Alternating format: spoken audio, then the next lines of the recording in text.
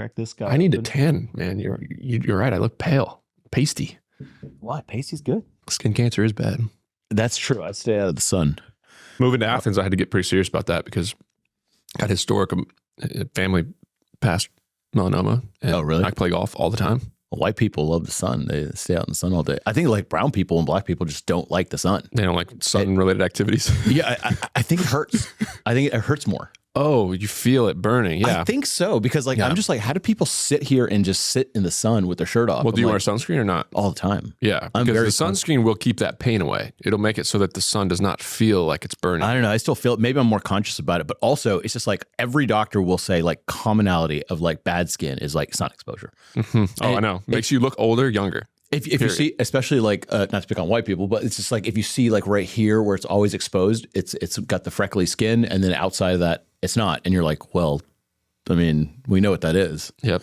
Yeah. Yep. I'm pretty passionate about trying to make myself live longer recently, and just taking care of things that I know that if they are preventable, I'm going to touch on it and look into it. And not enough people do blood work.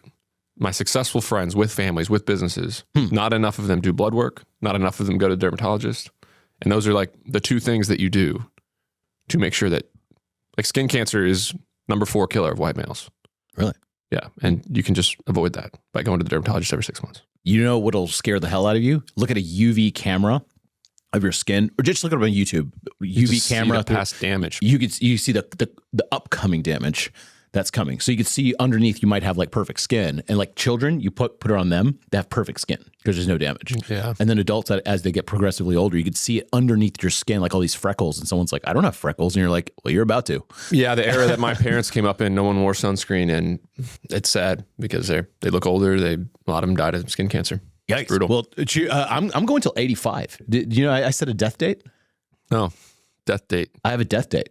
Yeah, November 17th, 2067. I'm done. You gonna pull the trigger yourself, or? Yeah. I mean, that's the current plan. People are just like, well, what if you're like the equivalent of 20 years old? I'm like, then I'll change my mind. It's not set in stone. Yeah. I don't have like a timer set. But at the same time, I always thought backwards from the time I was in middle school, high school. I was just like, well, everyone dies. So I'm going to die. So what age am I going to die? Mm-hmm. And by all statistics, I can say it's 78 based on the statistics I've looked up. Now, I could get hit by a bus tomorrow. I could live to 105. Who knows? But I'm planning the date as 85 in terms of like, this is how much time I have. And I know that. Yeah. So you could actually work backwards to things. I think there's a lot of folks that I know over 85 that have a really enjoyable life already. There's a guy in my country club. He's 87, comes in and gets coffee every morning at the club, sits in the bar room and just chats with anybody that walks by all the time. Has a great time. Goes out and walks 9 holes if the weather's right. He has to have a caddy. He can't push his own cart anymore, but he walks around the golf course. Freaking awesome. Yeah. Do kids bring you a ton of happiness? I'm assuming so. I remember how you showed me your kids, and I was like, this guy loves his kids. I love him. Yeah, I got a video. I've been away from him for 3 days, 2.5 days, and I got a video of him sent this morning by my father-in-law, and I can't wait to get home and just hug him and hang out with him and kiss him. And yeah, it brings tons of joy, as you're hearing from Sam and some of our friends. Oh, yeah. I mean, I've known it for a long time. I fortunately grew up in like a small, like kind of immigrant-based community in Houston. We had a lot of family friends. And it just seems like after 40, what else is there to do? And I bet if you don't have kids, you could probably make your life good. But I also assume that part of the human experience is having kids and replication. Everybody that I know over the age of 55, maybe 60, all they care about is their kids and grandkids. Yeah. I mean, maybe they're doing deals. Maybe they're having fun. Maybe they go on trips with their buddies. You know, they have a great relationship with their wife.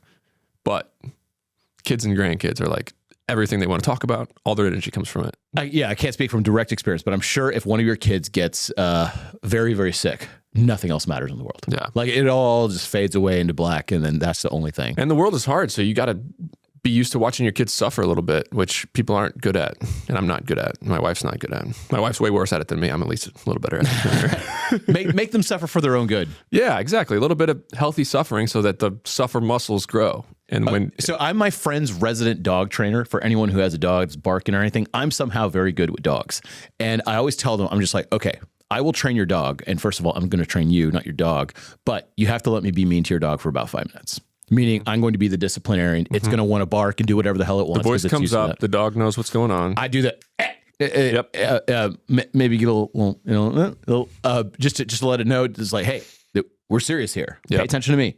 Not what's going on over here. And when you have kids and people are watching your kids, it's not comfortable to watch somebody else do that to your kids. Yeah. But it's necessary. I always tell them, like, you can't intervene. Like, you have to let me be a little bit mean to this dog. This dog will be a little bit afraid of me.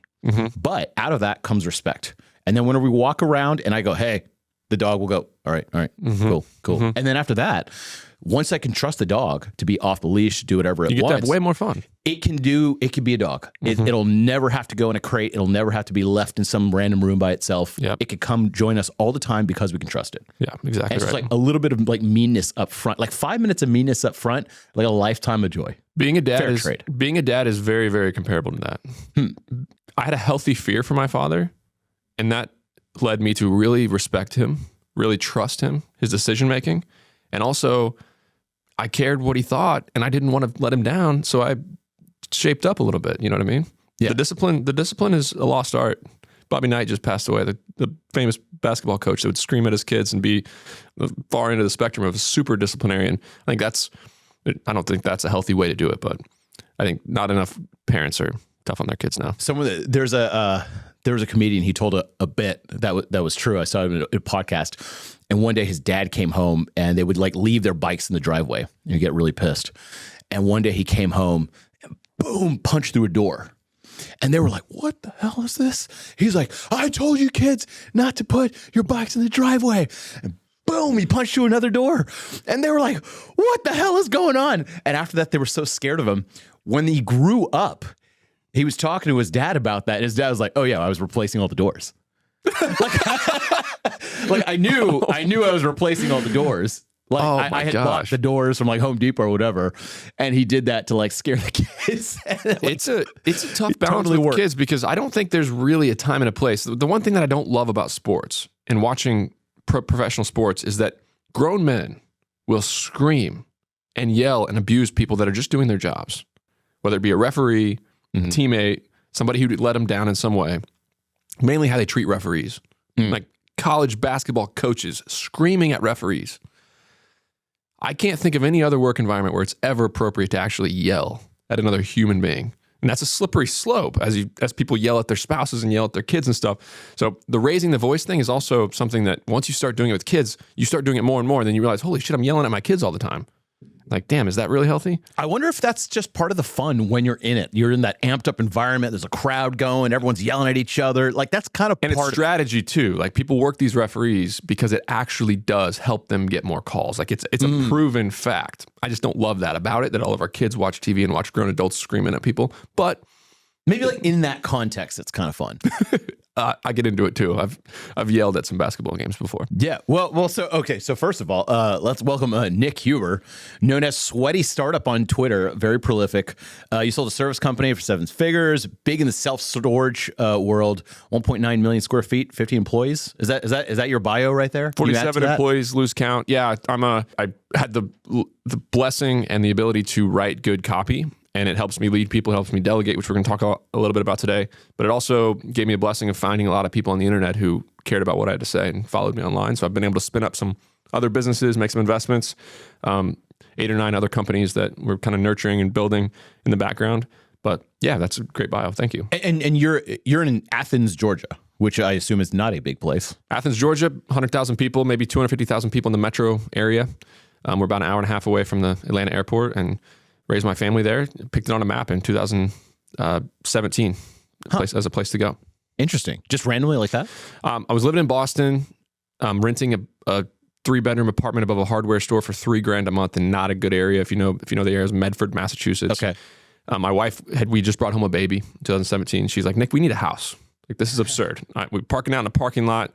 We're walking across a busy street. We're walking up 2 stairs into a crappy apartment. I need a place to live. And I was like, yes, you're right. It's time to buy a house. I went and saw a broker, a listing broker without her. And I went to drive around and look at houses. The little lady said, sweet lady said, what's your budget? I said, well, I'd like to spend under $300,000. Okay. She goes, all right, get in the car. We're going out of town. We drove an hour out and looked at all these small towns and looked at these 3-bedroom houses with no garages and $10,000 a year property taxes on 4,000 square foot lots. And it's like, okay, this is not what I pictured, and this is not what I want. Let's get the hell out of Boston. I was doing more real estate at the time, the service business, the moving and storage company. My partner and we had a good employee running it. So my wife and I are like, all right, we're leaving, but where do we go? I'm from a small town in Indiana. She's from a small town in upstate New York. Didn't really want to go back there. Mm-hmm. Couldn't afford any major city. We liked city life, but we couldn't afford it. And we made a list of things we loved. On my list was golf, cycling, craft beer, no traffic, good food, and within an hour and a half of a major airport. On her list, it was family friendly, great churches, just like yoga. She said good restaurants. Again, no traffic and good weather was on hers. It was really important to her. And at the bottom of the list, both of them was like, where can we buy a house for $300,000? And we didn't have many options. Athens, Georgia was one of those places. I went there, played some golf, rode my bike in Athens twilight. We visited the next weekend, put an offer on a house, bought a brand new build, 3,000 square foot house, 4 bedrooms, 8 minutes from downtown for $289,000. On a very small lot, not perfect, but it was great starter home for my family, incredibly cheap, low risk move. We moved the family to Georgia, not having met anybody in the whole state. We didn't know one person. Wow. You didn't like think that you're going to miss family and friends and stuff like that? We'd never been around family. We also got a lot of quality time because I worked a flexible job, was able to go back and spend some really good quality time with my parents, and she did the same with hers. But yeah, it was scary. Of course, it was scary. I could not afford a great quality of life in Boston. I'm assuming you can now afford a great quality of life almost anywhere. Would you move now, or you just kind of settle there? Well, an amazing thing happened is that those things that we loved, other people in the city live there, love those things too. And we've met amazing people. I have 5 of my best friends in the world live in Athens that I met after I moved there. We have a great church, great community, good schools for the kids. And you can buy a 10-acre, 10,000 square foot house for $1.5 million. Nice. The negative is that during rush hour, it's 2 hours to the airport in the morning. But so as I travel more and more, it gets tougher to live in Athens, but it's so affordable to live there in every other area of life. So to combat this, I think you're buying a jet. Yeah. Or a small jet. A small personal jet with several partners, a couple $100,000 a year of overhead that'll get me around the East Coast for the majority of my travel. Yeah. Are you flying this thing?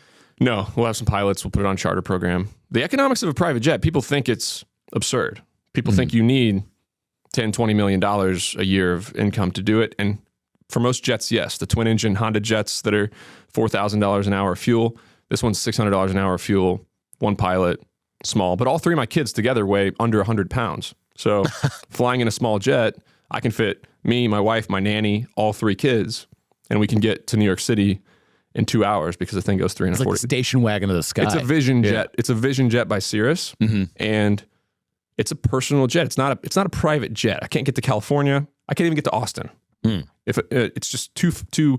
If I'm staying here for 3 days, I can't send the pilots all the way back to its home base in Chattanooga. I can't send them all the way back, bring them all the way back out to get me. It's not really feasible.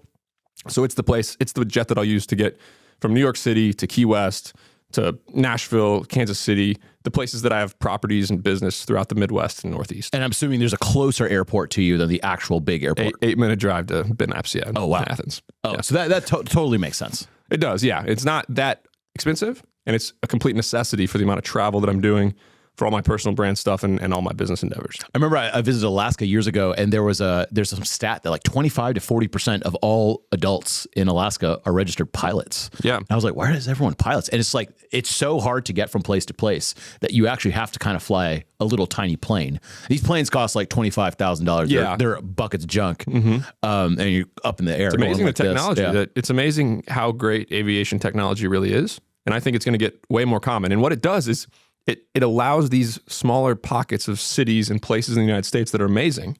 It allows those to be a place where somebody who has a lot going on with businesses, with travel needs, it makes it feasible to live there because there's more airports than there are subway restaurants in America. Do you know who has the largest fleet of private jets in the United States?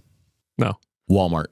Really? Yeah. And you think like Walmart, private jets, that doesn't make sense. They're all about being cheap, but they are small town USA capital, right? So their execs who get paid a lot of money have to go to 3 different Walmart locations a day. You physically cannot go there with a car.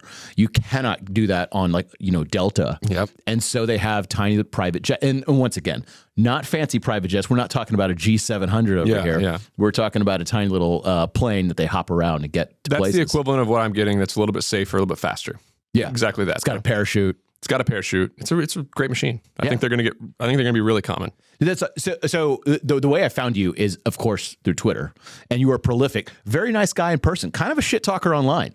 It's a unique thing. Like it's like it's almost like doesn't match sometimes. Why the shit talking? Does it work? I've always been my wife calls me a pick, meaning I pick on people. I like to get a reaction out of people. It's just my weird sense of humor. Me and my friends were always goofing off with each other when we're on the golf course, giving each other crap. It's just who I am. So when I realized that I could type a couple words in on the internet and people who I've never met would get angry and upset about that, it didn't make rational sense. So I decided to have a little fun at times. But it also, being a little bit brash, being a little bit unique, not caring what people think is pretty rare on the internet, because a lot of people get very offended when people call them names. Yeah. And I didn't care what people thought as much. I've toned it back though. I've realized that there's just not a lot to gain once you've reached notoriety and once you have things going on. There's not a lot to gain by being a jerk. So in the last couple of months, I've toned it back. I'll continue to tone it back. But yeah, I like to have fun. I have a weird sense of humor. Yeah, I mean, so when I say shit talk, I actually don't mean a lot of mean stuff. I think I told you this before.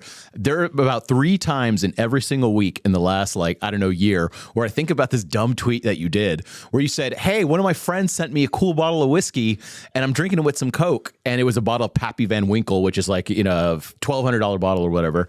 And it's like an $8,000 bottle. It's okay, Pappy 20, yeah. It's well known as like the ultimate Hard crazy. to get, yeah. Like most people will never have a sip of it in their life, and you were drinking it with like a Diet Coke, and people are like, what are you doing? Just exploded. Yeah, I drank a little bit of it with my dad when he came to work for me as a celebration.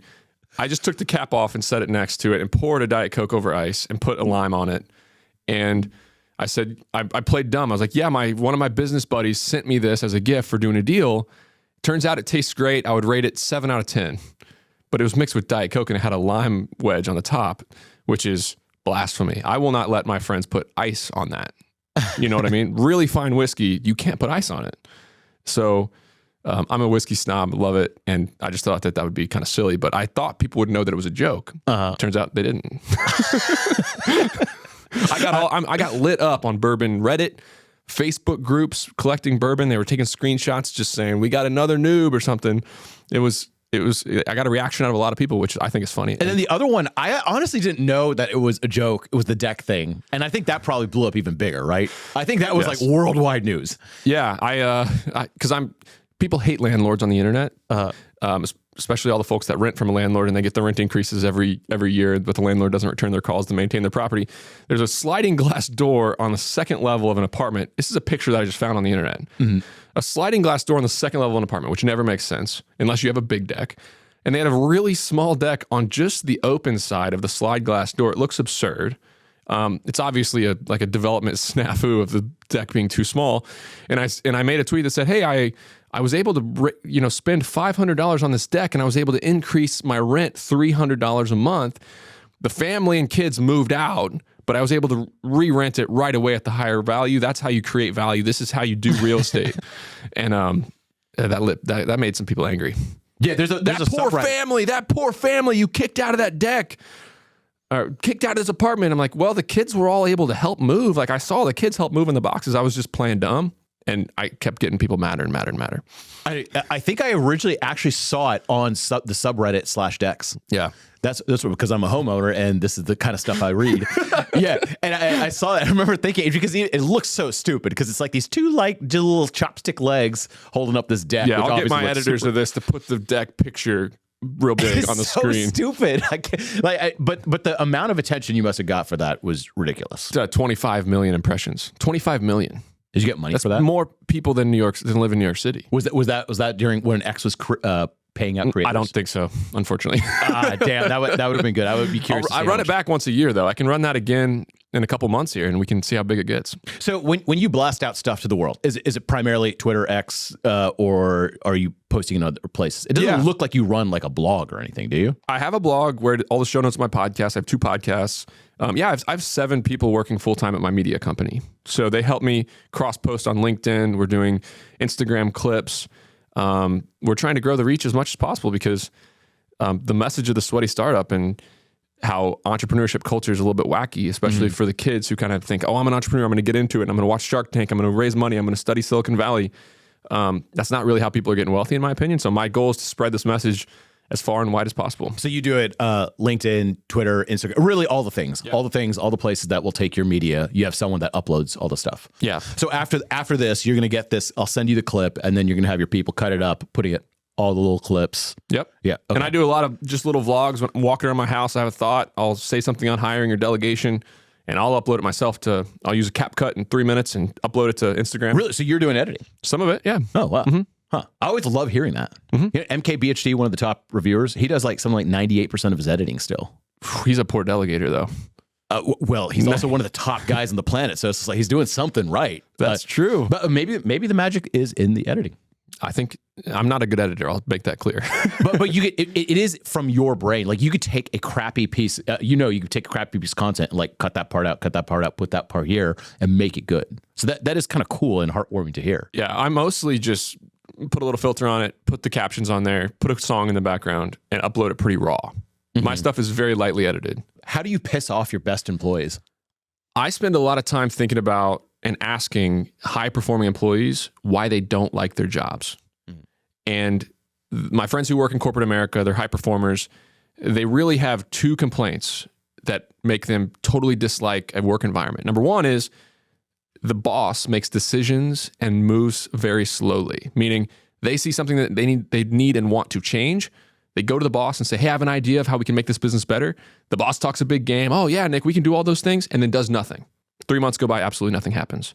That is super frustrating. Number 2 is they're surrounded by people who let them down, don't do their jobs, and basically C players who do the bare minimum and cause them a lot of stress. So employees hate their jobs when they're surrounded by C players and the boss makes very slow decisions. So if you can act with a sense of urgency and get things done at your business and try to make the lives easier of these top performers, and you get rid of and fire these C players, you're going to build an amazing culture. I have a theory on work culture that your business falls to the level that you tolerate, the competence level that you tolerate. So if you put up with C players, if people make mistakes and don't have any consequences, if these folks who can't make decisions and can't do their job well are, coddled along and kept in the work environment, all your A players are going to leave, and your entire organization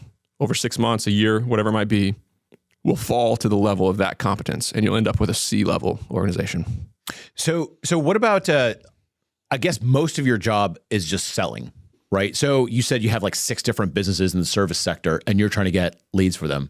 Do you like sales? Did you learn sales? How did that come about? I was in a coffee shop talking to a mentor when I was 25 years old in 2013, and he told me, I was complaining about sales. I said, I don't like sales. I don't like picking up the phone. I don't like confrontation. I don't like asking people for money. And he looked at me and said, Nick, you need to get a job. And I was taken back. And he said, as an entrepreneur, 99% of your life is sales. You will sell your employees on your mission coming to work for you. You will sell your partners on investing with you. You'll sell your vendors on selling to you. And obviously you'll sell your customers on giving you money for what you offer. All day you're selling. And when you get off work and you go home, you got to sell your 4-year-old on getting in the car. You better learn to love sales or get a job. And that stuck with me.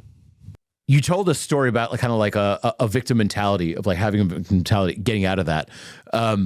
Do you hire people with a victim mentality? What's your thought process on that? Who do you hire for that?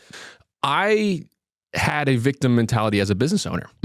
I was playing victim. I was pointing all around me at all the things that were going wrong in my business, and I was blaming my dumb employee, the labor market. We can't find anybody that wants to work hard. How many times have you sat back and listened to a business owner say, I just can't find anybody who wants to work hard? I was blaming everybody else for the problems. A problem would happen, I'd blame an employee. Something would go wrong, I'd blame a vendor. This would happen here, and I'd blame that person.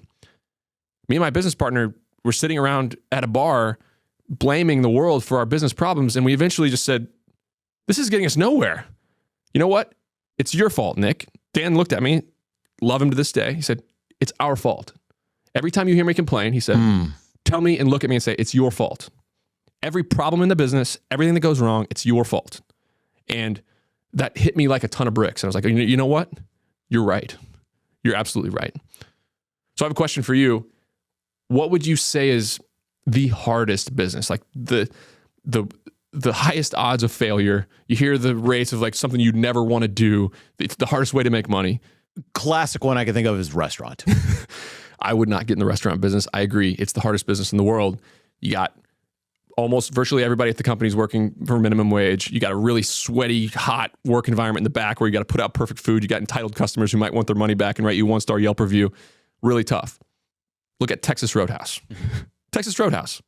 $4 billion of sales, $600+ million of annual profit, 630 stores, 120 full-time employees per location in small towns all across America. And they run the hardest business at scale. What that makes you realize is that, hey, you point to a hard business, you point to a business that's really difficult, I'll show you a business that has been scaled and that has succeeded and somebody who's gotten rich doing it. So if you can manage people, if you can delegate, the world is your oyster, no matter how hard the business is. Obviously, some businesses are way easier than other businesses, but you have no excuse because people have done it. So you mentioned delegation, but delegation seems really hard for most people. Why is that? Delegation is brutally hard because nobody has ever gotten any practice. Never in our lives are we told that we need to get somebody else to write a 10-page paper in English class. There's no teacher in America that said, hey, why don't you find somebody else to study for this big exam? It's actually like against the rules. Yeah. Right. I ran Division I track and field, and I was the captain. I was a leader, right? But never one time did my coach, when I showed up, say, Nick, we got 4 400s today, then we got circuits, then we got weight training. Why don't you find a freshman on the team to do all 3 of those things for you? Never. So we have never been in an environment of practicing delegation. We've never been telling somebody else what to do. And delegation is a muscle. We can read about delegation. We can study delegation. People can listen to this podcast or watch these videos. And unless they go to the gym and pick up the weight and practice and make a hire and tell somebody what to do, they're never going to improve. And the average American has never been comfortable doing something like that. Are you hiring great people or normal people?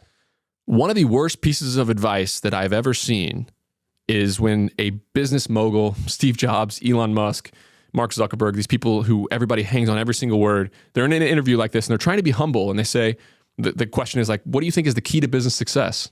The answer is always the same. It's always hire great people. Hire unbelievable people. I was able to build Apple to what it is because I hired unbelievable people. I'm running a lawn mowing company or a moving company or a self-storage company. How am I supposed to hire unbelievable people to drive a lawnmower? That's just totally not approachable. And so you think about like what makes an unbelievable employee? They care about the business like I do as the owner. They're able to solve dynamic problems. They're great decision makers. They thrive in chaos. They'll stay late. They'll work nonstop.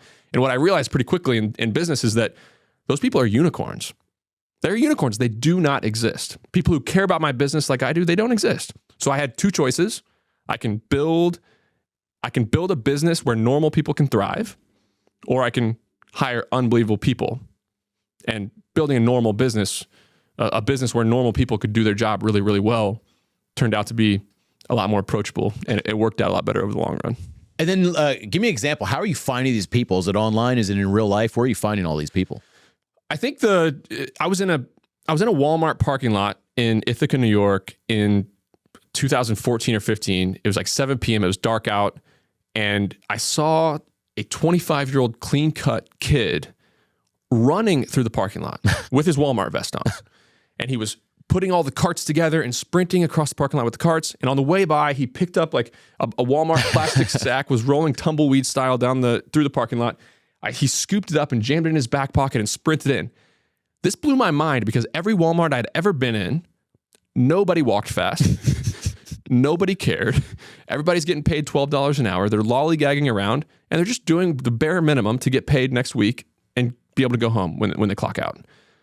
I walked up to this kid and said, hey, why are you going so fast? Like, what's going on? Kind of jokingly. And he said, well, I don't even actually work out here in the parking lot, but the person who didn't show up today, or they went home, and there's a varsity basketball game going on right around the corner, and everybody's about to get out of that game, and they're going to come to Walmart before they go home, and we got no carts up here. Look, we got no carts. So I'm out here, and I got to get them back there because we got no carts. And I could tell instantly, like, this guy's different. He can care. He cares. So I pulled a business card out of my pocket and said, Josh, do you know anybody like you who might want a job? Like, I run a moving company in town. We pay $20 an hour. It's fast-paced, fun environment. I'm a good boss. Like, if you know anybody, have them call me or email me. 4 hours later, he called me, and I hired him the next day, no interview, and he was one of the best employees we'd had. He worked 4 seasons with my moving and storage company. And I realized really quickly that, like, I gotta be aware. I'm a hunter. I gotta look out at the world, and when I see a competent person working behind the bar and super aware of everybody, and they're slinging drinks real quick, and they care, and they're moving really quick, I'm going to hand that person a business card and see if they want to come to work for me. It's Chick-fil-A drive-through line where the employees, oh man, super attentive, running around, caring, moving quickly. They got a sense of urgency. So I hire people in scrappy ways. I don't look for unbelievable people. I look in my real world about who I might be able to hire in my town. You had this interesting framework called a 10-10-80. Can you explain that? So what I realized pretty quickly about the workforce is that, say there's 100 people in a room and they make up the entire American workforce, 10% of them are actively looking for a job. They're either unemployed or they hate their job and they're applying to jobs and looking elsewhere. On the other end of the spectrum, 10% of them are in career nirvana. Everything's perfect. They love what they're doing. They love where they are, and they would not leave for a better opportunity even if it came upon them. 80% of them are somewhere in the middle. They got a boss that really likes them. A boss that doesn't want to lose them. They like their job okay. They're not actively looking for other jobs. But if something came along, they would jump ship to do something better. And I realized really quickly that there's 2 ways to hire employees. Number one is fishing style. I'm throwing out a line and I'm reeling it in. I'm hoping that one of those 10% of people who's hungry, the fish that are hungry, are going to bite my job application and come to work for me. You know, you can find the 10% of people who are actively looking for jobs that way. Or I can sit on a rock like a lion and be a hunter. And I can go out and find the people in that 80% that are always looking for better opportunities and convince them and bring them back to work inside my organization. And I realized really quickly that if you want to build an organization of A players, you got to hunt them down. Because the best employees that I've ever hired, they always had another job when I convinced them to come to work for me. So in this hiring process, you mentioned something about a motivational interview. What is a motivational interview? I like to, when I'm hiring management roles or higher level roles, I like to get a feeling for what people really want out of the job. And the best way to do that is say, hey, I know we're in an interview right now. You don't know anything about this company, but let's pretend that we're 3 years down the road. And you walk in the same room. This is my office. You walk in the same room and everything's perfect. I ask you how things are going and you say, things are going unbelievable. I love what I'm doing. Family life's perfect. My work environment's amazing. Tell me about what's going on. How many people are you leading? What kind of problems are you solving? What are you doing every day? How much money do you make? In this ideal world 3 years from now. And then I shut up. And I let them tell me what they want, exactly where they hope to be. And the whole time I'm thinking, can I deliver this? Can my company actually deliver this? I've been interviewing for a warehouse mover, and they told me they wanted to run my company. And I was like, oh, dang, I just need somebody to move boxes. This is not ideal. Or you have somebody who you think might have management potential, and it turns out I have a really small team. The problems are going elsewhere. I'm making $60,000 a year. I get off at 5 o'clock. I have a really good balance of work-life balance. And I realize, okay, can my company do that? And it just teaches me a lot about who I'm hiring and if I can deliver that, which is a big part of it. Because if you can't deliver what that person wants, it's never going to work out and you're wasting your time. So when you're hiring all these employees, there's always this classic question of like, do you do a profit share? Do you do equity? How do you discern that? I do not like giving employees past the moment of business founding equity or profit. I've tried many times. It has never worked out. My friends have tried many times. It works out sometimes. And look, I'm just a guy. There's some nuance here. It has worked. Some of my friends swear by it. I have never had good luck giving profit share and equity to an employee. It turns out an employee wants to know exactly what they're going to get paid every 2 weeks. If they didn't, they'd be an entrepreneur. Everybody thinks I'm aligning incentives. I'm aligning incentives. Well, an employee is coming to you for a job so that they can know exactly what they're going to make every 2 weeks. I like to pay them the right amount of money. And it turns out people are motivated by different things. As entrepreneurs, we're motivated by upside. We're motivated by a little bit of risk. We're motivated by growth. But most employees are motivated by doing their job really well, winning at work, and having a boss that respects them. When you're handing out jobs to people, you say there's like 2 levels of delegation. What are the 2 different levels? So as a business owner, you can get really far in life by just delegating tasks. That's the first level of delegation. I'm going to tell you how to answer these emails. I'm going to tell you how to drive this truck. I'm going to tell you how to do this one thing, and it's repeatable.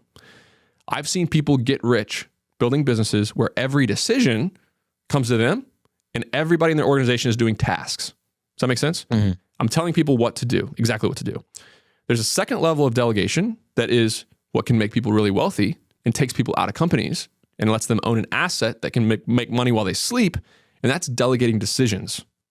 So your employees are actually learning how to make decisions and solve problems so that every decision and problem doesn't come to you as a business owner. I know so many business owners who have really a job. They don't own a business, they own a job because they have 8, 10 employees and every problem comes to them. The phone rings, it's a problem. It's their job to solve it. They tell all their employees to get out of the way and they're the bottleneck in their business because every problem is stacking up on their desk. What is monkey on the back? So when I am managing people and they come to me with problems in my office, so let's say we're in my office right now, they come to me and they say, hey, Nick, I got this problem. The problem is a monkey on their back and it's making all kinds of racket. It's hooting and hollering. And as soon as they tell me what the problem is with the expectation that I'm going to solve it, that monkey jumps onto my desk and it's now my monkey. It's now my problem. Most business owners will say, okay, get out of my office. I'll take care of it. The monkey stays. It's my monkey now. 2 minutes later, another employee walks in, the phone rings, whatever it might be. Hey, Nick, I got this problem.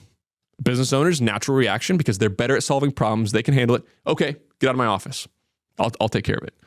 5 o'clock comes around. You got 30 monkeys in your office. They're messing up everything. You're working till 10 o'clock solving problems. None of your employees can wrangle their own monkeys. So when an employee comes in my office, I'm gonna reply with a question. Hey, how would you solve this problem? Hey, what would you do? An example, self-storage, customer calls. Hey, I just rented a unit, but I came to my unit and it's locked. I can't get in. Like, what the hell's going on? My employee barges in my office. Hey, I got this customer on the line. They can't rent a unit. Well, what would you do? I don't know. What are you talking about? Well, what's our goal? What's our goal? And they'll say, well, our goal is to rent more units, make more revenue. Okay. If that's the goal, how would you think about this problem? Well, okay, our facility is 70% occupied. That means we got 50 other vacant units. Maybe I'll just tell them instead of renting unit 212, let's go over 2 units to 214. It's available. I'll have them move in that one. Get out of my office. Go solve that problem. Take your monkey with you. Monkey on the back. I've never heard it said like that. When you say like decisions are a muscle. Yeah. So when I think about decision making, and I think there's such a comparable thing when it comes to kids and employees. I love hiring teachers because it turns out if a teacher can manage 34-year-olds, they can manage 34-year-olds really well. But decision making is a muscle. And imagine a 6-year-old kid, and that kid's growing up through life, and the parent is making every single decision for that kid. They're not letting the kid do any decision making, just task delegation, right? They're not delegating any tasks. The kid goes to college. I went to school in Ithaca, New York at Cornell, a high-end college, and I met a lot of kids who came to college having never made an actual decision in their life. Their parents had sheltered them from every decision. We'd be going to a party in college town that we needed to walk there. It's about a 20-minute walk. They'd call mom and say, hey, mom, should I take the bus? Should I walk? Should I get a taxi? It's 38 degrees out. It's a little bit windy. It might rain later. What do I do? They couldn't make the simplest decisions. A couple semesters go by and their entire life falls apart because they had never practiced making decisions. So my 5-year-old, he's got to make a decision, and I'm going to let him make these low-risk decisions, just like I'm letting employees make these low-risk decisions where the consequences are maybe he's going to throw a fit for 5 minutes and cry, And then he's going to forget all about it 10 minutes later, so that when he's 18 and it's 1 a.m. and he's at a party and he's got some serious decisions to make, he's not going to make the decision that ruins his life. Mm-hmm. Employees are the same way. So when you do this monkey on the back thing and they're bringing their problems in, two things happen. Number one is that employee gets better at making decisions. They get practice. When they're solving their own problems, they get practice. Number two, you get to look into their mind.